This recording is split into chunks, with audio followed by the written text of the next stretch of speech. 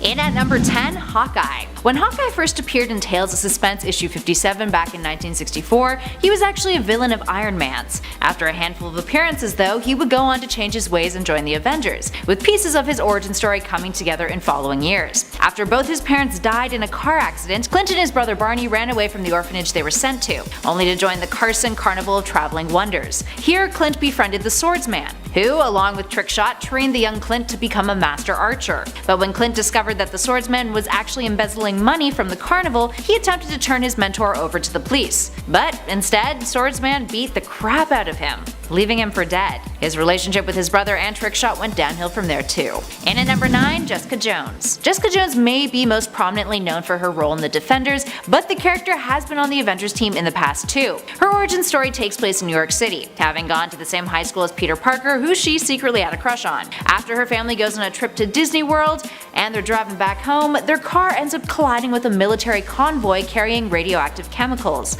Those are the chemicals that give her powers. Her family does not survive, and Jessica ends up in a coma for months. After she does come to, she's sent to an orphanage, and later adopted by the Jones family, who re-enroll her at her high school at Midtown High, where she's ostracized by her classmates, except for Peter. And at number 8, Spider-Man. Spider-Man's origin story is a well-known tale. Peter Parker is bitten by a radioactive spider, he gains impressive new abilities, and after his Uncle Ben is murdered, he learns that great power comes with great responsibility. It's tragic, but it's something that has long informed the actions of the web-slinger. While that's the most popular iteration of the tale, there is a key plot point that tends to be forgotten when it comes to Parker. He was molested as a child. Revealed in the 1984 issue 1 of Spider-Man and the Power Pack, we learn that Peter was sexually abused by an adult he trusted, someone he thought was a friend named Skip Westcott. He grooms Peter somewhat, showing him porn magazines, with Skip saying to Peter, "Let's conduct a little experiment of our own. Let's see if we can touch each other like the people in that magazine." Peter, who had saved a child in a similar circumstance in the issue, admits that when he's rehashing the tale that he was too frightened to leave,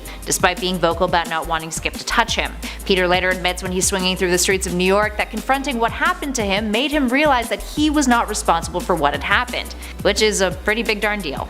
Number 7. Hawkeye. Man, to think that one of the main members of the MCU used to be a bad guy, I mean, like, it's not that hard to believe now, but when you see him break down in Avengers Endgame and start chasing down gangs in Tokyo, then it all starts to make sense how this guy can have a dark side. But the first couple of times that we see Hawkeye show up, he was working with Black Widow, someone who actually we'll be mentioning later on this list. She would get him to tag along on missions where the two of them had to take down the flying tin can man known as Iron Man. But there wasn't enough hate in Hawkeye's heart to keep him on the dark side, and he eventually swapped over to work with the heroes, and since then, he hasn't looked back. Number 6, Loki. Now, never an official member of the Avengers, I mean, he didn't stand with them when every hero in the MCU teamed up to storm Thanos' army and save the universe, but he did some of the most heroic acts that set everything up so the Avengers could save the day. He summoned Surtur so that he could take out Hela, he teamed up with Thor to save the people of Asgard, and he even threw his life on the line to try and kill Thanos. The guy's time as a hero is pretty short-lived, but he did come through when it counted, and I think the Avengers will look back at him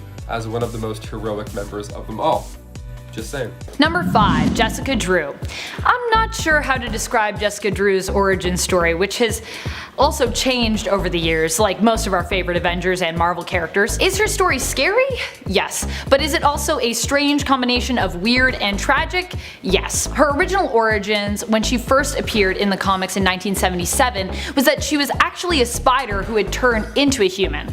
However, the story of how she came to have her powers changed once Marvel realized that this idea might be too out there, even for their readers and even for the 70s. Instead, her story now follows that her dad was a geneticist who sort of accidentally but also kind of purposefully poisoned his daughter with uranium exposure. Their home was on a giant uranium deposit, and he thought that was fine. In order to save her, but also as a kind of weird experiment, he injected her with an arachnid serum, created based around his knowledge of the regenerative properties of spider blood. This worked, but due to the fact that it was a slow process, Jessica had to be kept in stasis during the healing time. By the time she was all better, she awoke from stasis as an adult woman, without really any experience in growing up.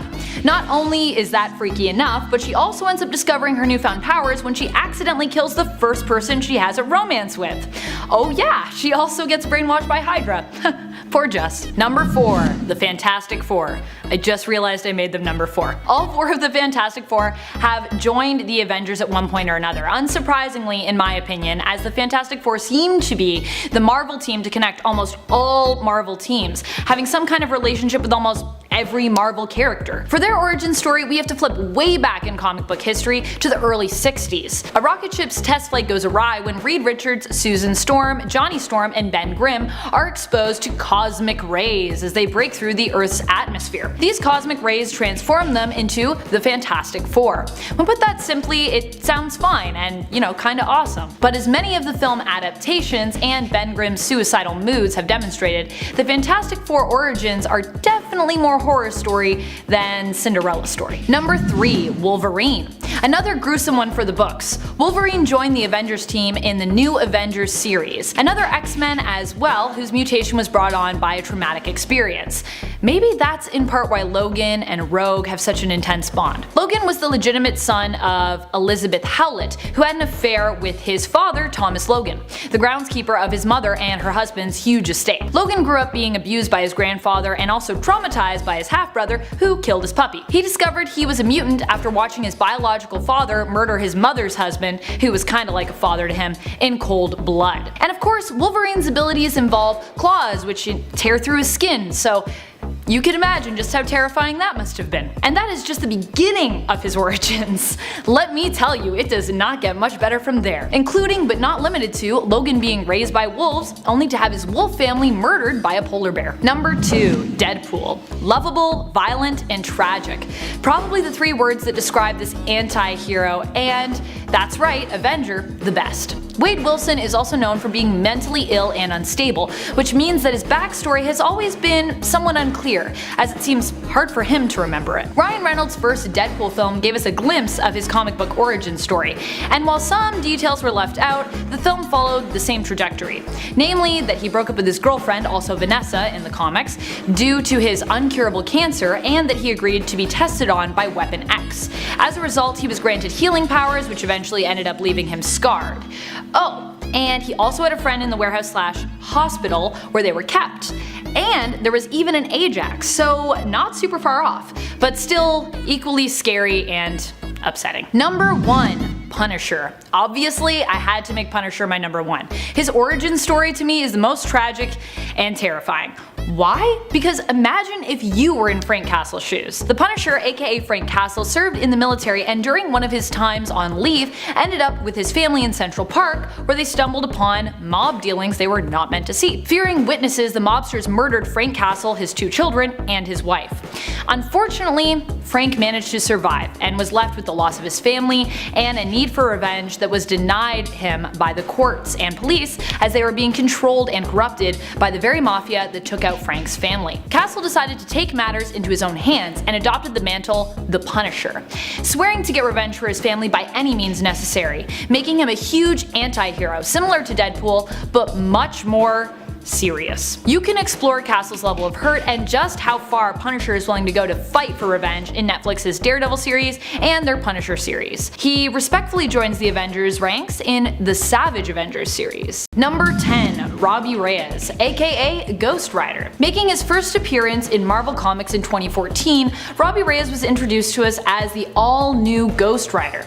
His origin story is different and possibly more terrifying than that of his predecessor, Johnny Blaze, but maybe not as scary as that of other fellow Ghost Rider, Alejandro Jones. We are introduced to Robbie as he is struggling to improve his and his little brother Gabe's quality of life, working hard to get them out of the dangerous neighborhood of East LA that they live in. Robbie enters a street race in an attempt to win 50 grand and hopefully get them to a safer neighborhood for good.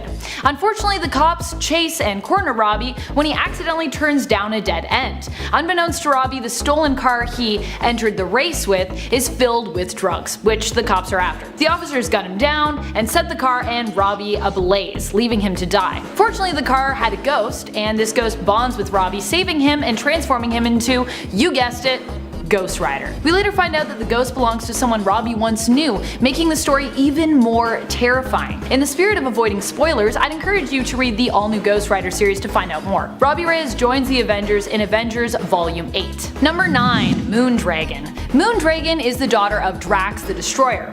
Sort of. I'm getting ahead of myself. Cue origin story. Heather Douglas, as she was once known, was the daughter of Arthur and Yvette Douglas. Heather's dad was in a band, and after a successful show in Las Vegas, the family was driving home when suddenly Thanos decided to visit Earth.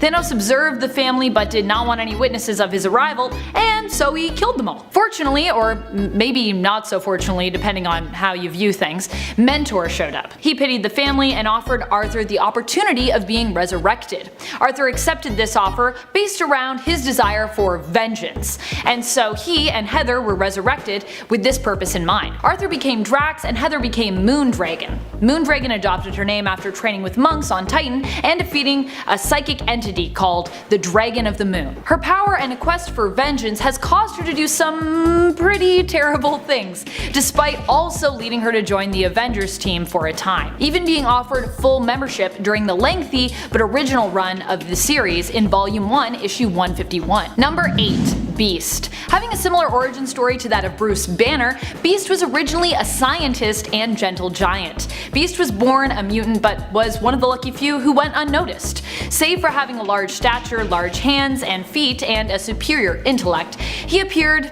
normal. His scary origin story was a result of his own hubris. While studying mutant genetics at the Brand Corporation, he became worried that an envious colleague, Dr. Maddox, was attempting to steal his research and formula, based around the chemical cause of mutation. Yep.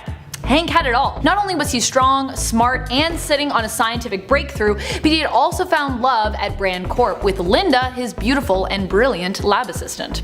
However, in his pride, he attempted to protect his formula from being stolen by drinking it, causing him to change for what he estimated would be an hour. Unfortunately, the drink caused a Jekyll and Hyde type horror story where Hank would forever become both Jekyll and Hyde, struggling to hold on to his humanity, as both on the outside and occasionally on the inside he was stuck looking like and feeling like a beast. Number 7. Sunspot. When Roberto da Costa was 14, his superhero story began and his traumatic mutant transformation took place. During the school championship soccer match, Roberto was beaten on the field by members of the opposing team because of the color of his skin. What stops this blatant racism and assault?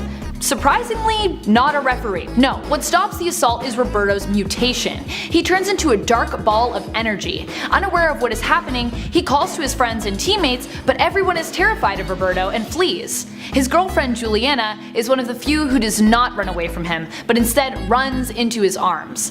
However, even Juliana's love is not enough to save this horror story. The two are kidnapped and put with other young mutants.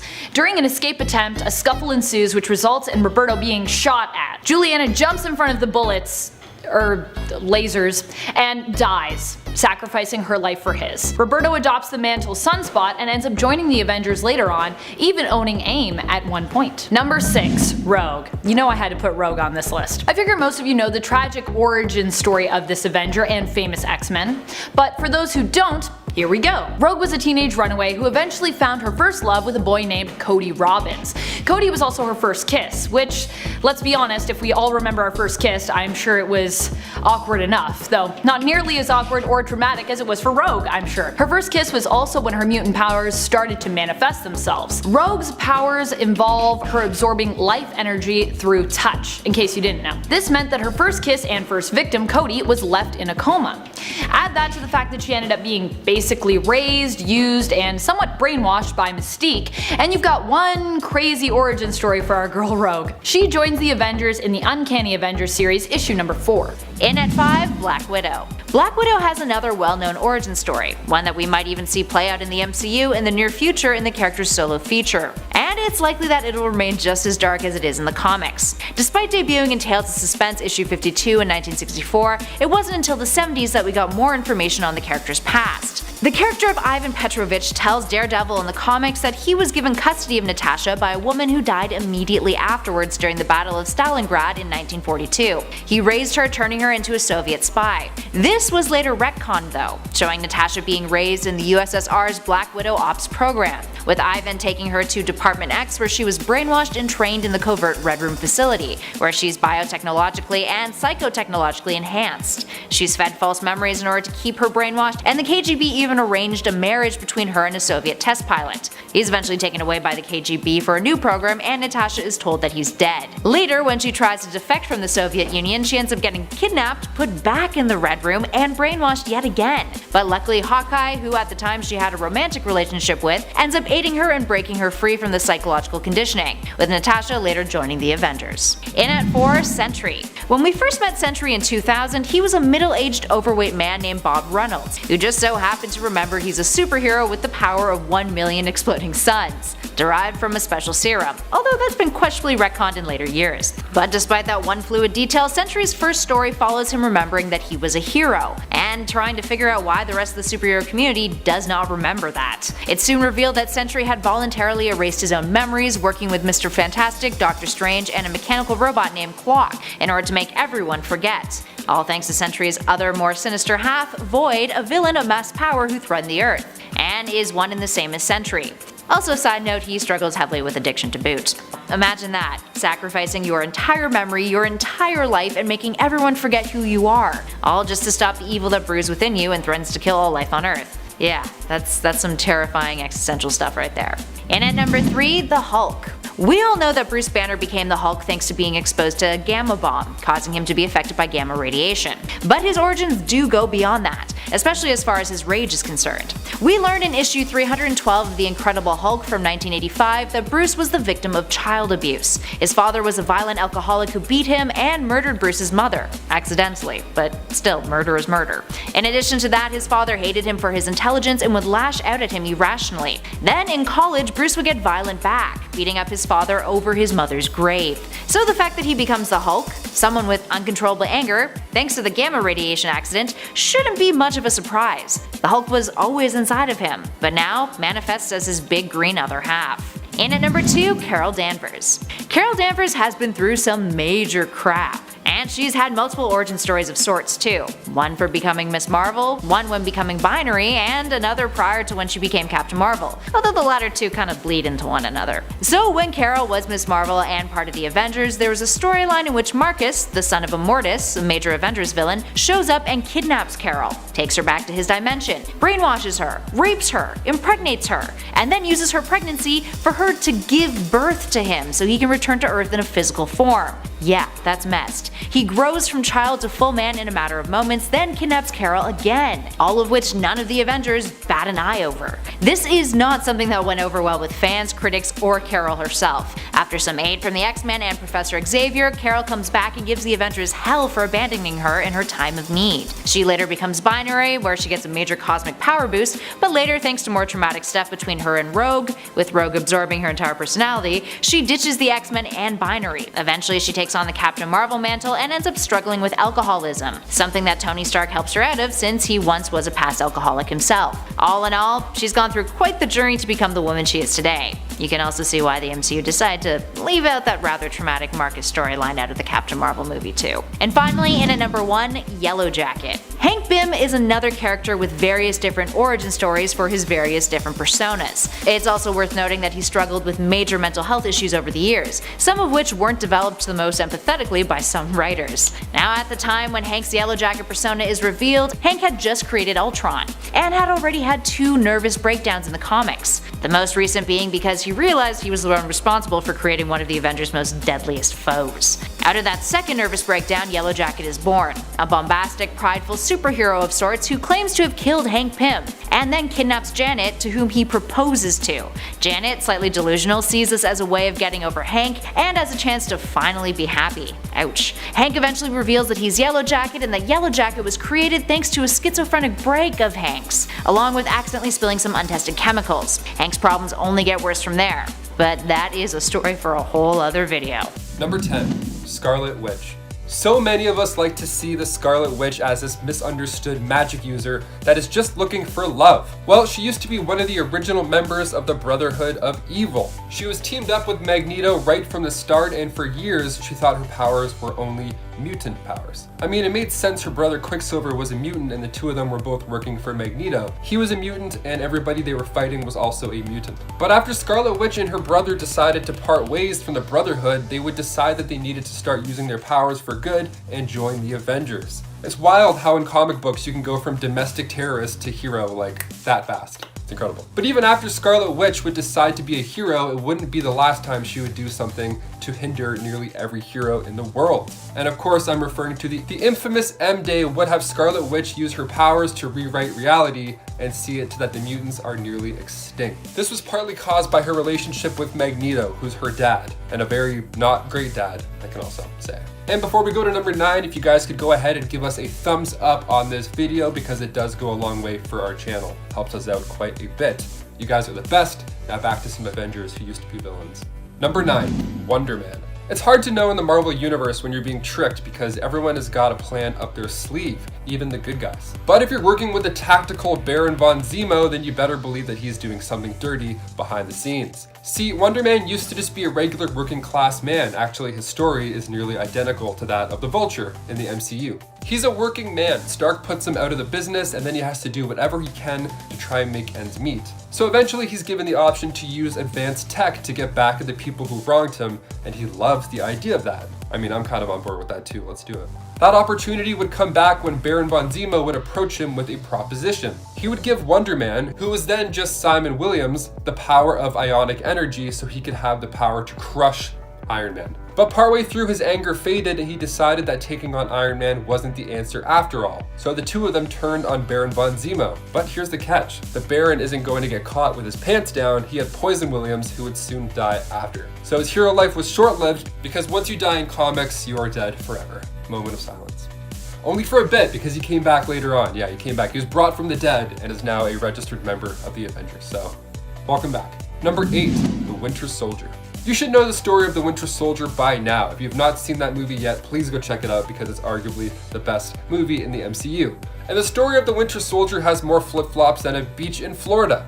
The Winter Soldier was formerly Bucky Barnes, the best friend and right-hand man of Captain America. A tragic accident would have him fall to his death, or so Steve Rogers thought. It turns out Hydra got a hold of him and used some experimental tech to not only give him one of the most badass robotic arms that I've ever seen, but they also brainwashed him to be a living weapon. They used his advanced war training and then embedded him with Hydra assassination techniques. He was then frozen over and over again only to be thawed out when Hydra needed to send him out to kill somebody. But eventually he would cross paths with Steve Rogers and the old memories would come flooding back to him. He would fight back against his Hydra programming and turn to become a good guy, even if he had to fight Iron Man to do it. In at 7, Quicksilver and Scarlet Witch. When the Maximoff twins first hit the pages of Marvel Comics, it was 1964 in X-Men issue 4 as members of the Brotherhood of Evil Mutants. They were reluctant villains, but their origin dates back much further than that. Their mother, Magneto's wife Magda, had fled from him when she was pregnant, taking sanctuary at the High Evolutionary. Fearing that her children might be discovered, she flees,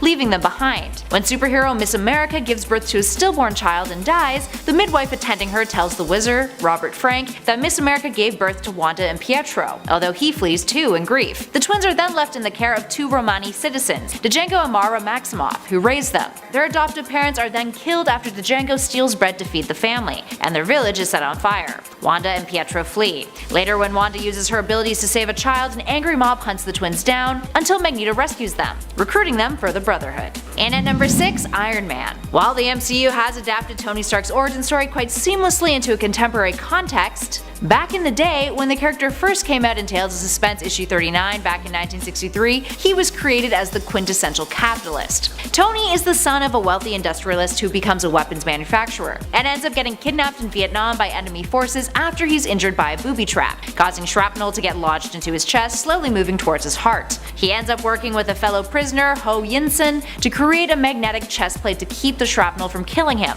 along with a suit of powered armor, which Stark then uses to escape. If you know anything about American history, you know that Vietnam was one of the most traumatic events to ever occur in both the US and Vietnamese history, and left both nations struggling with some major PTSD for years to come. While the MCU terrorists are arguably just as scary, there's something about Tony Stark being nearly fatally injured in the jungles of Vietnam that makes his initial origin story quite terrifying when you really think about it. 5. Daken. I mean, we should probably get Wolverine and the rest of the mutant crew in the MCU first, but as soon as they are in, this is one of the people I want immediately thereafter. Daken is the son of Wolverine, who actually currently goes by his given name of Akihiro in the comics. Daken was actually a cruel nickname that Akihiro initially just adopted as his own. Daken in Japanese basically translates to cur or mongrel in English, and was used in reference to the fact that Akihiro was mixed race. His mother was a Japanese woman, Itsu, who was murdered before she could give birth to him, and his father was Wolverine, who believed that their unborn child had also been killed along with his wife, and therefore did not know that he'd actually been stolen and survived following Itsu's death, which was pretty awkward later. Daken was raised to hate his father and would grow up to become a villain and specifically an enemy to Wolverine. Norman would recruit Daken to become his stand-in Wolverine for his Dark Avengers team, which I love. Number 4, Ragnarok.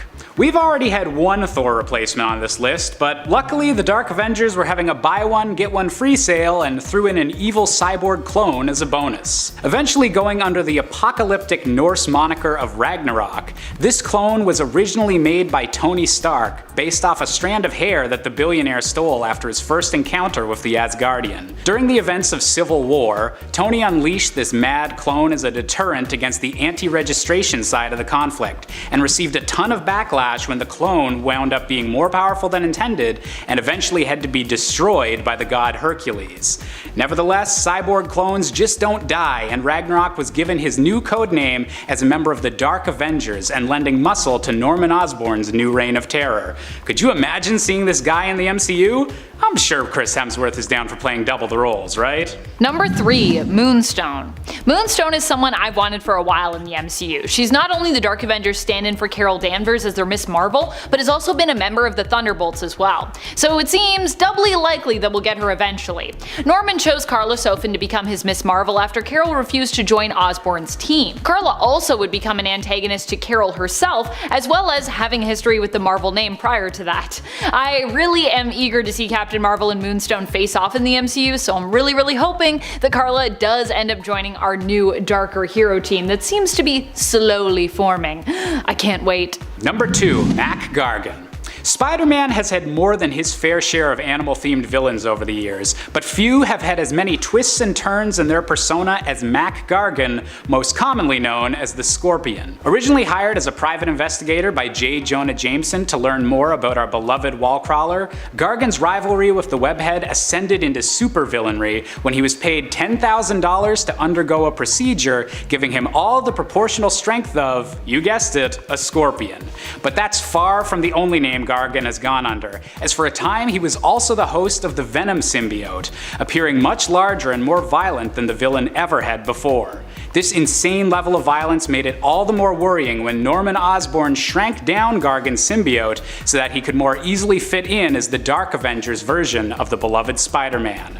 Now, technically Mac Gargan has already appeared in Spider-Man Homecoming without any superpowers yet, but come on Marvel Studios, we need to see Nacho from Better Call Saul wearing a symbiote suit pronto. Number 1, Iron Patriot. Yep, you maybe guessed it. Iron Patriot is probably one of my favorite Dark Avengers around and is also our number 1 spot. He also happens to be both the leader of the team and of Hammer, the organization behind the Dark Avengers. That's right, Iron Patriot is none other than Norman Osborn, who stands in as a version of the Avengers' Iron Man. Of course, he is much more sinister and obsessive than any version of Tony could ever be. And sadly, he also kind of ruined the Iron Patriot name. Poor Rhodey. Norman as Iron Patriot is not only a team member, but is also the one who ultimately decides who he wants on his team, recruiting other villains and turning them into alternate versions of superheroes. I also just selfishly want Norman Osborn in the MCU for Spider-Man because he's such a great villain overall for Spidey, but then again, he also has proven himself as a great villain just overall in the comics, so to see him as like a big bad would also be pretty cool. Number 10, Bullseye. What do you do when you have a supervillain whose power is being able to hit practically any target? Well, you have him replace a superhero who can pretty much do the same. Bullseye, a mysterious assassin who we still don't even know the full name of beyond Lester Somebody, is most well known for frequently clashing with Daredevil and being under the employ of Kingpin. However, after using his sociopathic talents during the Skrull invasion and aiding the Thunderbolts, Bullseye was given the position of being a replacement Hawkeye, a position he kept threatening to lose as his murder sprees began drawing more and more attention to the villainous side of Osborn's Avengers team. Who knows, maybe we'll get a season 2 of the Disney Plus Hawkeye show and get to see an evil Hawkeye on screen after all. Number 9. Doxy. Doxy is one of the worst there is out there. She is June Covington, a post-grad who was working at NYU and became obsessed with perfecting the human genetic code. She succeeded in doing so and aimed to use her research to fix a man who she found to be perfect except for a birth defect in his arm. In issue number 1 of Osborn, we learned that the man, Edward Wynn, would however refuse her help and attempt to have her imprisoned for her extreme research methods and basically eugenics-focused science. But she'd get back at him later on. Claiming to have changed her ways, she lured him to her lab, paralyzed him, and then left him trapped there to rot. Doxy ends up joining the Dark Avengers team following Norman Osborn's escape from the raft. She becomes the new Scarlet Witch of his team and also ends up romantically involved with Norman, despite initially showing disinterest in him the first time they met when she was drumming up money to fund her research. Number 8. Ares. Tell me if you've heard this one before. The gods of one of mankind's most well-spread mythologies are actually advanced beings from their own unique pocket dimension, so powerful and advanced compared to the people of Earth that we can only qualify them as godlike.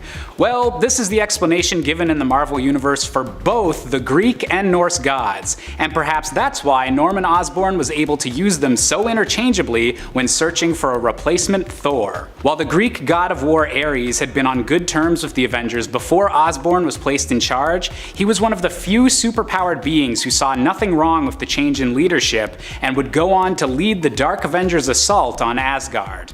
Asgard may be gone in the MCU already, but that doesn't mean I'm still not itching to see Thor and Loki take on another Pantheon's god. Bring it on, Marvel. Number 7. Aiapaec. Aiapaec is one of the alternate darker versions of Spider-Man. Overall, a pretty deadly and cool character inspired by an actual worshipped and feared deity of the Mochi civilization, which flourished in northern Peru from the 1st to 8th century CE. Pretty neat stuff. Aiapaec ended up joining Norman Osborn's Dark Avengers team that was assembled after he escaped the raft.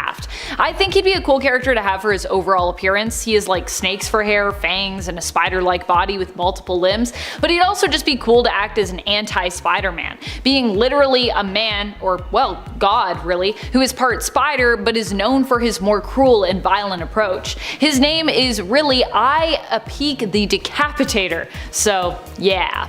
Also, what's up with Dark Avengers and gods? Apparently that's a thing.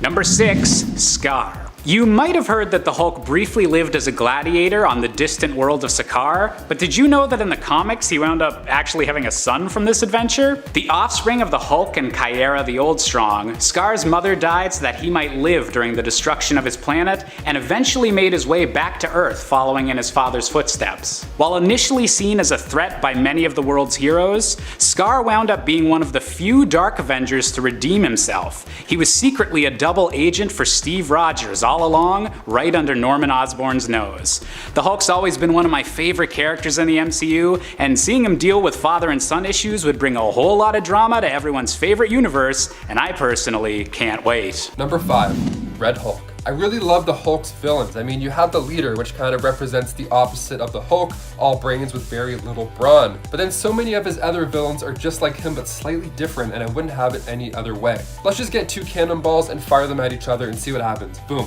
The results are usually pretty explosive. Well, if you didn't know, Red Hulk is the general who always wanted the Hulk dead. Thaddeus Ross. I guess he went down the if you can't beat him, join him line, thinking that when it came to taking out the big green beast, he was actually able to keep his identity a secret, but once it was finally revealed who he was, it would be Captain America that would team up with him. With the two of them having a military background, it kind of made sense. It also made sense for the Red Hulk to become a hero. I mean, Thaddeus wasn't that far off in his quest to stop the Hulk, even though the big green beast is a force for good most of the time.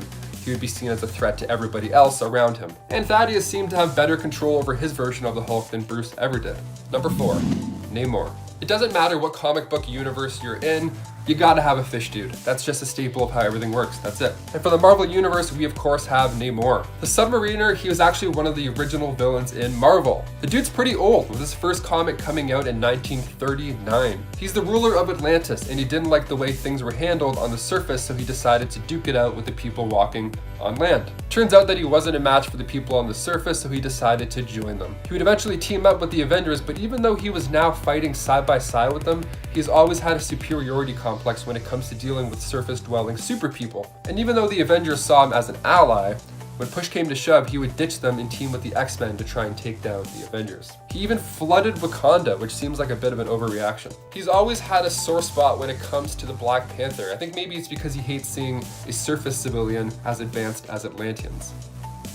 Could be. Number 3, Vision. Even though the MCU will have you thinking that Vision was made by the Avengers to take out Ultron, it was really the other way around. Hank Pym's least favorite kid would make the android as a tool to take out the Avengers. I guess he didn't feel like getting his hands dirty that day. Okay. Well, he should have done a better job at programming the damn thing, because while fighting the Avengers, Vision decides to swap sides and teaming up with the good guys, which in the end seems to be the worst possible thing that could happen for Ultron. You build something to kill the Avengers, but then it turns on you, and then the Avengers are now stronger, but then all the secrets that this machine knows about you will be leaked to them. But now Vision has become one of the most famous members of the Avengers, with him and Wanda starring in the new WandaVision TV show on Disney+. And don't worry if you haven't gotten around to watching that yet. I'm not going to ruin anything for you, but you definitely should go and watch it right now. We're only 3 episodes in, so you got time to catch up before it ends. Plenty of time. Number 2, Black Widow. I mean, her name is Black Widow, so I mean, that's not usually how heroes are named unless they're an anti-hero, like the Punisher, you know? It should be no surprise that she's super sneaky, and she actually used to be one of Iron Man's greatest villains. The Black Widow started out as an agent sent over from Russia to bring down one of the founding members of the Avengers. It's kind of weird to think that in Marvel universes that would be developed down the line, she would be one of the founding members. It's awesome. But the villain was just so popular that nobody wanted to see her go. And after the Cold War ended, the story of a Russian agent that was sent over to dismantle a part of America that everybody loved just wasn't as compelling as it once was. And number 1, Doctor Doom. Now I know this is only for a limited time, but it's still so wild that it deserves a spot on this list, a very high spot on this list. We're talking about the same Doctor Doom that once was ruling Battleworld, the same Doctor Doom that stole Odin's powers, the same guy. He's one of the biggest, baddest villains that gives Thanos a run for his money with the amount of schemes that he's pulled. Well, there was a time when Victor Von Doom suffered a pretty serious blow to the head, an injury that would take out most people, but we're not talking about most people, are we? Valeria came through to fix up Doom's brain, and not long after that, he was working with the good guys. Right around this time, Tony was in a deep coma, so someone needs to step in the role of Iron Man. And who better than Doctor Doom himself? Having Doom become Iron Man for that brief moment was one of the coolest moments ever, hands down.